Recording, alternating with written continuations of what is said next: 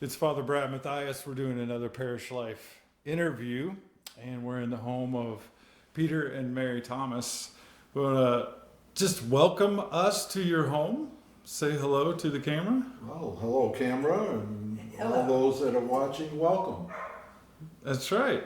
So, Peter and Mary, you have been married 58 years. You've been involved at St. Margaret's Anglican for over 20 years. Right. Is that correct? That's correct. That's correct. Okay. And so, as a part of our Parish Life video series, we're doing just a couple of sit down, casual questions and interviews of the different members of the church to really build an idea for future generations what church was like for people and why the church has been such a significant part of your life. So I have a couple questions I want to go through with you, and let's see how you do. What is the most significant truth you've discovered in your lifetime? That's a general question. You can give any kind of answer you want. Oh my. You want to go? Go right ahead, All right. please. Well, I guess this is a truth, but I've dealt with all kinds of people in my life, and from all walks of life. Very rich to presidents, to cabinet members, to senators, congressmen, and paupers, but I find the truth of all of them is that you never know what a human being's going to do. You have to be aware, and you have to be ready for change and be adaptable. And I think you can count on one hand the true blue friends that you accumulate in life. And that's just the truth, that people are fickle, they change their ideas and minds, and I found that I have to be adaptable, and that's the real truth of being adaptable to the situation. So you're saying that one of the most significant truths you've learned in your lifetime is the need to be adaptable Yes. and to flex a little with other people. Be understanding. I would guess my favorite and reason for everything originally is human beings. I have a really good love feeling for human beings. So And it's about people to you. It's definitely a people Yeah. thing that Yeah, believe it or not, Mary's more of a people person than I am, and I'm pretty outgoing. But and Mary has a sixth sense about her that she can judge people. That Interesting. She'll say this guy's a faker, or this person's full of it, or something. You know. Yeah. It turns out to be true. She has a pretty good judge of personality. Yeah, so in the Bible, that's called the gift of discernment. Uh-huh. Did you know that? It's a spiritual gift Yeah. known as discernment. It means that you can sense the truth in someone. It's Nice. pretty cool. Yeah. Yeah. So as we've been talking before the interview started, I asked you to be thinking about who you would say has inspired you the most, someone you admire the most in your lifetime.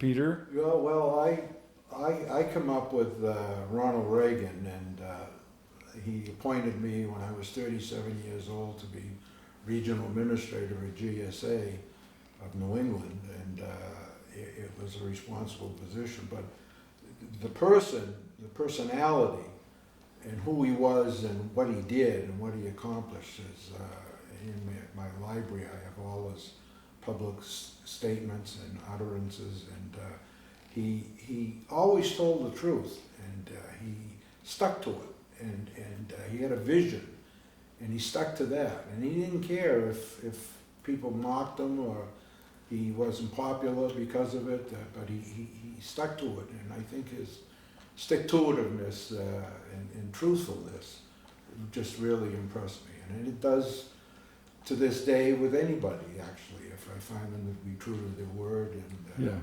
hardworking and honest, basically honest. I think they're a good person. Honesty and integrity, those are really significant traits, aren't they? Yeah. Not everybody has them. Not everybody has them, that's for sure. Yeah. Mary, do you have someone that you can think of? You're really gonna laugh at mine. First of all, the most incredible person that I look up to was my dad and my Oh, mom. yes. Yeah. Yeah. I That's have good. Yeah. the most wonderful memories of my mom and my dad. So that is my definitely Yeah. person. But the person that I often think about, which is a very strange thing, but this is kind of the movie of Gone with the Wind, Mm-hmm. Tara, the house where they lived, and the main person. Everything that she did in that movie and book, I think I've read it about 4 times. And I think she is an incredible person, and have to admire what she did. So And I really resilience, liked it. yeah, so there was a resilience to her character that she just kept overcoming every setback in her life and didn't give up. It's strange, and as I say, I've read it so many times. So That's great. I understand what you're saying completely. So you two have been married 58 years. You haven't always lived in New Hampshire. No, we lived in Massachusetts. So- I was born and raised in Boston. Mary's a Vermonter by birth, Northeast Kingdom, way up in the northeast corner of Vermont, 12 miles from the Canadian border. And she is you always say that you marry up, and in my case, I did. Oh. Mary came from the other side of the tracks.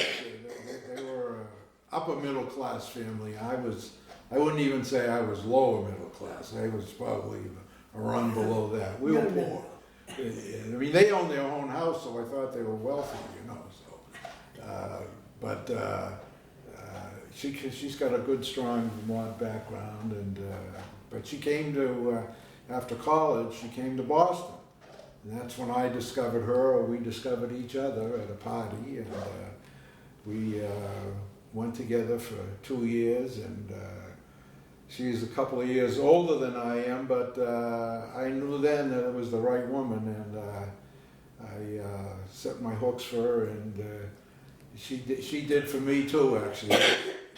We had about a 2-year engagement, I think, and even though we were both young, we probably had 3-4 years before we had children. I think it was a period of adjustment to I get definitely used to one decided another. he had to grow up a little, Yeah. Oh, Yeah. little more. Well, I don't know if I ever achieved that, but okay. I did have some growing up to do over the years.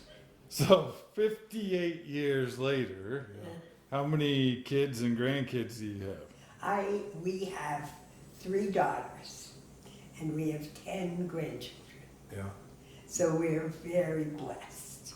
Yeah. And each one of them is, I think my oldest is 22, 3. 23, I think. Yeah, I mean. and the youngest is 9. Okay. So they're spread around. We So have twins in between. Identical twins, yeah. I still can't tell the difference of them. I call them sisters, and they both react to it when I call them, so. I I'm gonna know. pick out which one I want. I can pick them out. in a She knows second. them though, yeah. So in that 58 years, you've had, I'm sure, many ups and downs, easy and hard, different seasons of your life Oh, that yes. you've been through. Yeah. What has been the secret to you staying married through that 58 I years? will tell you, it's just like, okay, we'll figure something out. We'll do something about it. God bless. And that's it. And we just kept on It trucking. never enters our mind. We've been poor, and we've been rich. Rich is much better, I must say. We're in our later stages where I guess we're comfortable blessed now, but we're blessed. And meeting people and dealing with people and situations. We've had health problems. I've had cancer. Mary's got 2 knees, 2 hips, and 1 shoulder replaced, as well as other surgeries. Plus a stroke. I have 2. She had a stroke, very bad one, but she's come back from it well, except for her speech. Nope. I had 2 shoulders replaced, half a stomach, and cancer, and back problems, and all kinds of things. But we always persevered through these things. It's like a challenge. It isn't going to beat us, whether it be kids, problems, just problems in life that everybody runs into. And we always had the attitude that we're not going to give up. We're not going to let it beat us. I'll tell you, persevere for this. Peter, one little thing that I think we were able to really continue, because we've always gone to church and believed Yes, in God. yeah.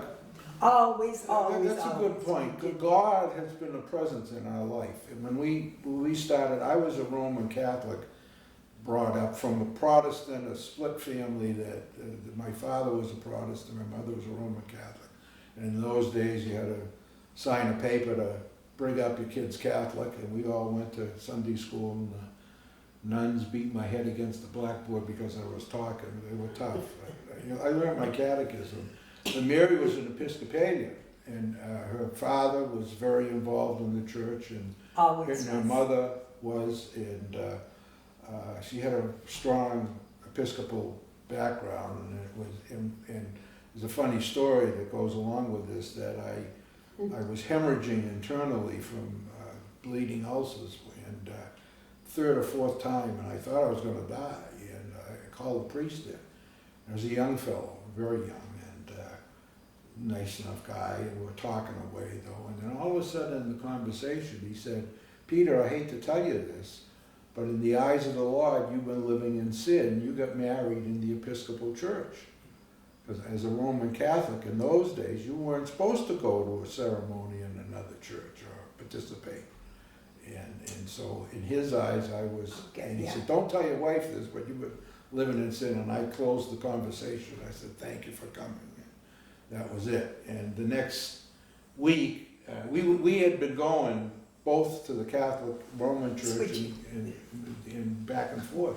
Okay. We went and joined the Episcopal Church. In fact, I remember We played bridge. father we played bridge with. Warren Radke was his name. Yes. A nice couple. And I said, "This guy's a real guy," and he proved to be. And I became twice the Episcopalian I ever was as a Roman, because I didn't understand the Mass. I used to mumble because I didn't understand Latin. And in those days, the Mass was Latin. And so we went to the Episcopal Church for many years, and then I guess the church left us, so to speak. I was terribly. Mary didn't even go for the last 4 or 5 years. We lived in Massachusetts until we came up here. And Mary had met a friend in Massachusetts who had been to St. Margaret's and said it was a lovely church. She said, "You very have to good go. atmosphere. You will love it." And you'll be comfortable there. Yeah, she And we really never. and we sought it out. Went there probably the 2nd week we moved up here, and been there ever since. And it is true. And I've heard people say very recently even that the thing that impressed them with St. Margaret's is the warmth and the love that they have, the spirit of the people that belong there. And that certainly hit us, and we've been there ever since. And I'm Senior Warden Emeritus. I've been for 15 years Senior Warden. You're supposed to resign after 2 or 3 years, I think, but I still get appointed. You know, so we're. I'm just trying to say we're pretty involved with the church, and believe that the Lord has guided our spirit, and does on a daily basis. It's a wonderful, wonderful church. Yeah. always. It's just, you just feel good. I can't explain to you. And what you have done also is phenomenal that I can't even explain. What you, Father Brad, have done Yeah, to there's a, help us grow more into our each church. succeeding minister over the years has brought a spirit to the church, and you've Yeah. certainly brought a new breath of fresh air that's bringing in a new group of people that will hopefully take over Continue. and improve upon what we've done. And it's just healthy to see the church growing at this stage. Because I was worried about it. We're all kind of old in the church. You needed some, when I say younger people, I mean 40 or 50 would be a good young age. Yeah, so speaking of younger folks, Yes. there's a generation that's growing up in America, in the Western society, really separated from their parents and Yeah. grandparents. There's a distance culturally between generations that's getting wider. What advice would you give to a family who have children, they're married, find themselves in the middle of the rush of midlife? What advice would you give them? I would say that they should tell their children, that first of all, if they can, they should be setting the example themselves of living a good Christian life and a good life, being honest and have integrity, and try to instill those values in their children. If they haven't, I always said that if you don't get them before they're 16, that they're off on their own. But if you don't instill those values before they're 16, but I would live that example and give them. But I wouldn't be afraid to say I'm a Christian. I go to church. I believe in this. I believe in that, and try to if they respect you. And I think our grandchildren all like us and respect us, at least, even though they go their own ways. But I think it's important to set that example and to let them know what the story is and how to be good. I think that they will not become home with children, and they will know that this is the way we were. And I believe that they will grow themselves. They're just young kids, and doggone schools, they have I know the schools. hockey, at times when we go to church. And these are things that you have to know that they feel and you feel like this will be a good thing for you. It's the system now is not conducive to having young people coming to church. Well, times change, and I can remember, over the years, I remember the 60s, where I didn't know if America would survive. There was a cultural revolution going on, and free love, and people were rebelling against their parents, and we survived. And but it's vitally important. I think of my three girls that not are they all close now. I can remember used to fight like hell sometimes when they were kids, but they're all bonded as They're sisters, very close. and they have instilled in them those values that I'm talking about, and I know they do. And they'll often comment that they want to be like us sometimes. They want to have a marriage like us. And fortunately, so far to date, none of them are divorced. None of them had any serious problems with their kids, either health-wise or drugs or anything of that nature. So their values, I think, are working. But I'd like to see it a little more in my grandchildren.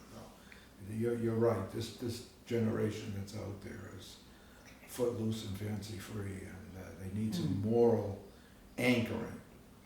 I think that's a really good observation, and I appreciate your thoughts on that. The need for parents and spouses today to be authentic and consistent, Right.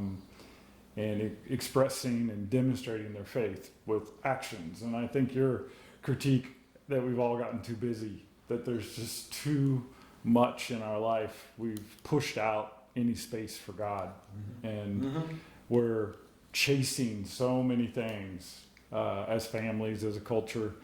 We squeeze all of our free time up, and there's just no margin left for us anymore. And so creating space for a family, creating space for your faith to grow, that's an important recommendation, an important advice, I think, for this next generation. Good. I do think that our three daughters, they are, like Peter said, they're so close, and they're very close to Peter and I. So, and that's the secret, as far as I can see. So, Sometimes too close, we get to know things that Sometimes we you don't need want to know. any but, more you know, boundaries. yeah, Yeah. right. Okay. Well, I But think we give them their space too, and they take their space. So we have a daughter that lives 2 houses down here, 10, 11 acres from us here, but in the city they'd be 2 or 3 streets away. But we've adjusted over the years that we mind their, they mind their business, we mind our business. So. okay. I think there's some health to that. Yes. yes. Oh yeah. So, in closing, do you have a favorite quote, saying, or literature, anything that you would use? Like, this is my favorite quote I've ever heard. Some people put them at the bottom of their emails, all the time. You know, in all honesty, I have never done a lot of reading of the Bible. Never really did. Way back in it, they just didn't do things with the Bible as the old Episcopal Church. And so anyhow, but I think if only kids could know what it would be, what it is like. So I keep, thinking, oh, maybe they'll read the Bible or have some time, because that kind of helped me. And I don't know, everybody Enjoy says Bible these study, wonderful quotes that people have. I think, oh my God, I never heard that.